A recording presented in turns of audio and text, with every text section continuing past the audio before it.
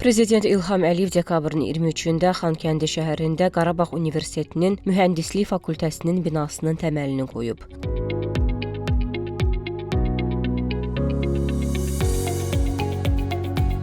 Dövlətimizin başçısına binada yaradılacaq şərait barədə məlumat verildi. Qeyd edək ki, Qarabağ Universitetinin Mühəndislik Fakültəsi müasir texnoloji çağırışlara cavab verən, innovasiya və tətbiq yönümlü mühəndis kadrların hazırlanmasını hədəfləyən əsas akademik struktur bölmələrdən biridir. Fakültədə hazırda 19 professor, müəllim, inzibati və texniki heyət üzvü fəaliyyət göstərir. Burada ümumilikdə 314 tələbə təhsil alır. Fakültədə bakalavriat səviyyəsində elektrik və elektronika, inşaat, mexatronika və robototexnika, logistika və nəqliyyat texnologiyaları, kompüter mühəndisliyi, data analitika və riyaziyyat daxil olmaqla 7 ixtisas üzrə kadr hazırlığı həyata keçirilir. Gələcəkdə mühəndislik istiqaməti üzrə yeni ixtisasların açılması nəzərdə tutulur.